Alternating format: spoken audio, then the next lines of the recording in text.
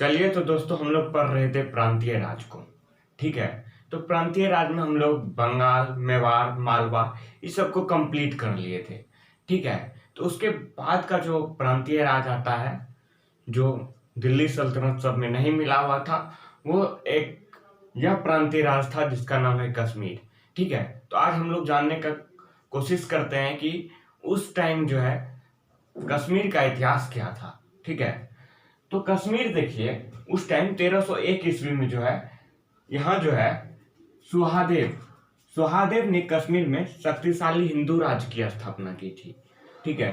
तो यह सुहादेव राजा बने थे और यह हिंदू राज्य की स्थापना किया था कब? 1301 ईस्वी में। ठीक है। और सुहादेव के बाद आगे आता है शासक उदयन देव। ठीक है। यह 1338 ईस्वी में जो है उदयन देव इसके सुहादेव के बाद शासक बनता है। ठीक है। लेकिन सुहादेव के बाद उदयन देव शासक बनता है, लेकिन इसका क्या होता है कि उदयन देव का 1338 ईस्वी में इनका मृत्यु हो जाता है। जब उदयन देव का मृत्यु हो जाता है तो उसका एक छोटा सा पुत्र रहता है जो कि शासक बनने के लायक नहीं रहता है। मतलब वह जो है वो क्या रहता है कि अल्पायु रहता है। ठीक है। उतना एज नहीं रहता है जो सत्ता संभाल सके। तो मृत्यु के पश्चात उसकी रानी कोटा, उदयन देव का जो रानी थी कोटा नाम था, वो अपने बच्चों के अल्पायु होने के कारण सत्ता संभाली। ठीक है। अब तो बच्चा अल्पायु था, बच्चा शासन नहीं कर सकता है तो उसकी पत्नी सत्ता संभालती है। उसकी पत्नी अब जैसे सत्ता संभालती है तो उसी राज्य के जो एक मंत्री होते हैं जिनका नाम था शाहमीर या शाह मिर्जा, यह 1339 ईस्वी की बात है। यह क्या करता है कि धीरे धीरे क्या करता है कि कश्मीर में जो है अपना राजा बन जाता है, अपना सुल्तान बन जाता है। कौन? शाहमीर या शाह मिर्जा। यह एक शक्तिशाली मंत्री होता है उस राज का। पहले जैसे ही उदयन देव मरता है तो यह धीरे धीरे करके जो है गद्दी पर बैठ जाता है। तब तक तो उसकी रानी कोटा संभालती है, लेकिन धीरे धीरे यह गद्दी पर बैठ जाता है और सुल्तान बन जाता है। ठीक है। कब? 1339 ईस्वी में। शाहमीर या शाह मिर्जा का आगे चल के जब सुल्तान बनता है तो आगे चल के उसका नाम पड़ता है शमसुद्दीन। ठीक है। ये अपना नाम रखता है शमसुद्दीन। और ये कश्मीर का जो है प्रथम मुस्लिम शासक होता है। पहले आपको बताया कि यहाँ जो कश्मीर में शक्तिशाली हिंदू राज्य की स्थापना की थी कश्मीर को, कौन? सुहादेव, 1301 ईस्वी में। फिर उसके बाद आया उदयन देव। लेकिन उसी के राज में एक शक्तिशाली मंत्री होता है जिसका शाहमीर होता है, शाहमीर नाम होता है। वो आगे चल के अपना नाम शमसुद्दीन रखता है और यह तो मुस्लिम होता है। यही मुस्लिम क्या करते हैं कि कश्मीर का प्रथम मुस्लिम शासक होता है। कश्मीर का प्रथम मुस्लिम शासक बनता है, सुल्तान बनता है, तो कश्मीर का प्रथम मुस्लिम शासक हुआ। और यही शमसुद्दीन जो है आगे चल के शाहमीर वंश की स्थापना करता है जब शमसुद्दीन जो है सुल्तान बनता है। तो ये शाहमीर वंश का स्थापना करता है। तो यहाँ से एग्जाम में पूछा जाता है, आपको यहाँ कंफ्यूज कर देगा कि शाहमीर या शाह मिर्जा या शमसुद्दीन मतलब किसने जो है कश्मीर का जो है प्रथम मुस्लिम शासक था। तो यहाँ कंफ्यूज नहीं होइएगा, शमसुद्दीन। ठीक है। तो कंफ्यूज यहाँ आप लोग नहीं होइएगा, एक ही नाम है इनका। ठीक है। तो कंफ्यूज नहीं होइएगा। ठीक है। कश्मीर का प्रथम मुस्लिम शासक था शमसुद्दीन। और हिंदू राज्य की स्थापना किसने किया था? सुहादेव ने। कब? 1301 ईस्वी में। अब शमसुद्दीन ही जो है यहाँ शाहमीर वंश की स्थापना करता है। शाहमीर वंश की स्थापना करता है, लेकिन यह शमसुद्दीन जो है ये इस वंश का जो है वास्तविक संस्थापक नहीं होता। जैसे आप लोग को दिल्ली सल्तनत पढ़ा रहे थे तो गुलाम वंश में बताए थे कुतुबुद्दीन ऐबक के बारे में। तो गुलाम वंश का संस्थापक बताए थे कुतुबुद्दीन ऐबक, लेकिन वास्तविक संस्थापक कौन रहता है? वास्तविक संस्थापक इल्तुतमिश रहता है। तो उसी प्रकार यहाँ भी जो है शाहमीर वंश का ये शमसुद्दीन वास्तविक संस्थापक नहीं था। वास्तविक संस्थापक कौन था? शिहाबुद्दीन। और यह शिहाबुद्दीन जो है ये शमसुद्दीन नहीं, ये वाला शमसुद्दीन नहीं है वास्तविक संस्थापक। वास्तविक संस्थापक दूसरा है जिसका नाम है शिहाबुद्दीन। यह 1346 से लेकर के 1387 ईस्वी तक शासन करता है। ठीक है। तो यहाँ शायद थोड़ा ईस्वी में एरर हो सकता है, तो आप लोग थोड़ा देख लीजिएगा, ठीक है। तो ईस्वी में यहाँ एरर हो सकता है। इसके बाद आगे शासन करता है कश्मीर में सिकंदर, ठीक है। अब आ जाता है सिकंदर।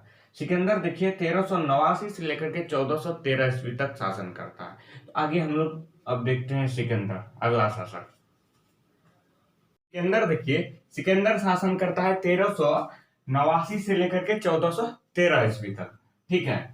और सिकंदर के समय ही जो है मंगोल आक्रमण जब होता है तो कौन करता है, तैमूर करता है मंगोल आक्रमण, ठीक है। तो ये इसी के शासन काल में, सिकंदर के शासन काल में जो भारत पर आक्रमण होता है, जो कौन करता है, ये तैमूर आक्रमण करता है भारत पर, ठीक है।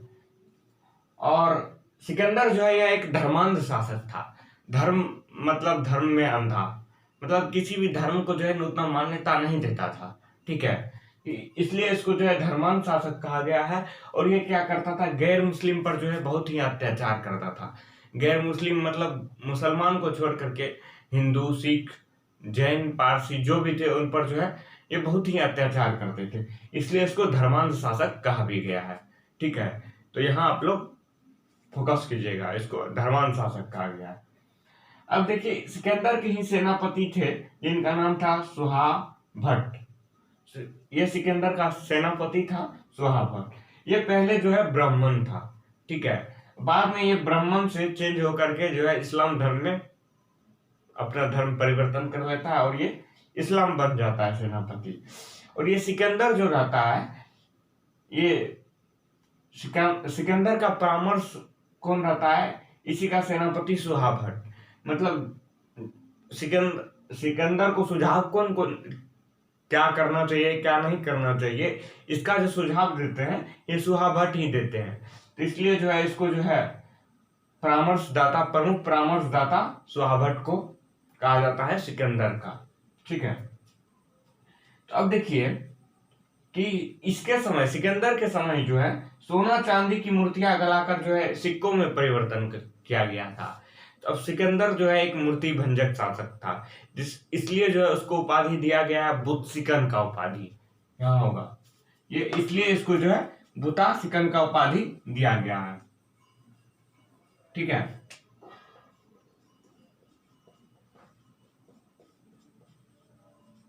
इसलिए इसको बुतासिकन का उपाधि दिया गया है। बुतासिकन के बारे में आप लोग को बताए थे कि मोहम्मद गजनवी के समय में बुतासिकन था, जो कि बहुत मूर्ति भंजक था, ठीक है। मंदिर सबका जो है तोड़फोड़ करता था, मंदिर मूर्ति सबका तोड़फोड़ करता था, इसलिए सिकंदर को भी उपाधि दिया गया है बुतासिकन का। क्यों? क्योंकि ये मूर्ति भंजक था, मंदिरों का तोड़फोड़ करता था, मूर्तियों का तोड़फोड़ करता था। जैसा कि आप लोग को बताया कि यहाँ जो सोना चांदी की मूर्तियां गलवा कर, ठीक है, उसको सिक्कों में परिवर्तन करवा दिया था, ठीक है। अब देखिए, और इसी के समय जो है सिकंदर के समय जो है प्रमुख ईरानी अप्रवासी जिसका नाम था वो सूफी संत था, सूफी संत सैयद अली हमदानी, ठीक है। इन्हीं का पुत्र था सैयद मोहम्मद हमदानी। यह जो है कश्मीर आया हुआ था, कौन? सैयद मोहम्मद हमदानी, ठीक है। तो कश्मीर में जो है इसका सेवा सत्कार, उसको रहने का जो है ये प्रबंध करवाया था सिकंदर ने। तो ये ईरानी अप्रवासी जो सूफी संत अली हमदानी का पुत्र था वो आया हुआ था। अब देखिए सिकंदर एक अच्छा काम किया था कि इन्होंने जो है सती प्रथा पर रोक लगाया हुआ था, ठीक है। सती प्रथा पर रोक लगा दिया था। और अब सिकंदर के बाद अगला शासक आएगा सुल्तान जैनुल आबदीन, ठीक है। सुल्तान जैनुल आबदीन बहुत ही अच्छा शासक होता है, सुल्तान जैनुल आबदीन। तो अब हम लोग देखते हैं अगला शासक सुल्तान जैनुल आबदीन को। सिकंदर के बाद अगला शासक आता है सुल्तान जैनुल आबदीन, ठीक है। यह बहुत ही प्रसिद्ध शासक होता है कश्मीर का, ठीक है, और विद्वान भी होता है। तो इसका वास्तविक नाम था शाही खां, ठीक है। और इनको एक उपाधि दिया गया था वुड शाह की उपाधि, ठीक है। वुड शाह मतलब महान नरेश, ठीक है। यहाँ की जनता जो थे, कश्मीर की जनता, इसको महान नरेश कहते थे, मतलब महान राजा, ठीक है। इसकी उपाधि होती थी। और देखिए, इन्हीं को जो है कश्मीर का अकबर कहा जाता है। ठीक है, कश्मीर का अकबर भी कहा जाता है। कश्मीर के अकबर के साथ साथ जो है इनको मूल्य नियंत्रण के कारण जो है कश्मीर का अलाउद्दीन खिलजी भी कहा जाता है। तो देखिए कि अलाउद्दीन खिलजी क्या किए थे अपने समय में दिल्ली सल्तनत में, खिलजी वंश में, तो ये मूल्य नियंत्रण किए थे बाजारों में। तो ये भी क्या काम किए थे कश्मीर में कि मूल्य नियंत्रण करने का काम किए थे। तो ठीक है, तो इसलिए इसको जो है कश्मीर का अलाउद्दीन खिलजी कहा जाता है, और इसको जो है कश्मीर का अकबर भी इसको कहा जाता है, और कश्मीर का अलाउद्दीन खिलजी भी। ठीक है, और देखिए ये क्या किए थे कि हिंदुओं को जजिया कर से मुक्त करवाए थे। पहले क्या पढ़ाए थे जब दिल्ली सल्तनत पढ़ा रहे थे, शुरू में आपको जजिया कर के बारे में पढ़ाए थे। तो हिंदुओं पर जजिया कर लगता था, तो वो क्या किए कि जजिया कर को समाप्त कर दिए। ठीक है, कश्मीर में। और क्या किए, गौ हत्या पर प्रतिबंध लगा दिए, किसी भी गाय का जो है हत्या नहीं होगा। गौ हत्या के साथ साथ जो है सिकंदर क्या किए थे कि सती प्रथा पर जो है प्रतिबंध लगा दिए थे। ठीक है, इन्होंने आकर के क्या किया, सती प्रथा से प्रतिबंध को हटा दिए। प्रतिबंध को इसलिए हटा दिए कि कोई भी हिंदू का जो है ना, कोई भी जितने भी हिंदू जनता होंगे उनका जो है भावना का जो है मान रख सके, उसका आदर कर सके, इसलिए जो है सती प्रथा पर से जो है रोक हटा लिया गया। यदि हिंदू चाहते हैं तो सती प्रथा में क्या होता था कि महिला जो है आग में जल के पति के साथ जन्म देती थी। तो वो जो है हिंदू अपने यदि चाहे तो वो कर सकते हैं। ठीक है, उसके भावना को ठेस नहीं पहुंचे रोक लगा करके कि नहीं कर सकता, इसलिए जो है उनको जो मुक्त कर दिया था, आप कर सकते हैं, चाहे तो आप कर सकते हैं सती प्रथा। ठीक है, आप पे रोक नहीं है। और इसने क्या किया था, और भी अच्छा काम किया था, नष्ट मंदिरों का पुनरुद्धार। आपको क्या बताया कि सिकंदर के समय, इससे जो पहले सिकंदर शासक था, तो वो क्या किए थे, उसको मूर्ति भंजक भी कहा गया। मूर्ति भंजक मतलब आपको बताए थे बुतासिकन की उपाधि। ठीक है, वो कई सारे मंदिरों का तोड़फोड़ किए थे। ठीक है, मंदिरों का तोड़फाड़, मूर्तियों का तोड़फाड़ किए थे। उस तो ये क्या किए, जो नष्ट मंदिर हुआ था उसका फिर पुनरुद्धार करवाया। ठीक है, उसको फिर से बनवाने का काम किए। और जो यहाँ से कश्मीर से बाहर चले गए थे ब्राह्मण, तो उनको जो है ब्राह्मण को फिर से वापस आने के लिए अपने राज्य में जो है प्रेरित किए। ठीक है, स्वदेश लौटने के लिए प्रेरित किए ब्राह्मणों को। अब ये क्या था कि सुल्तान जैनुल आबदीन ये खुद ही एक विद्वान शासक था, और विद्वान शासक था, और यह क्या क्या कि कुतुब उपनाम से फारसी कविता लिखता था।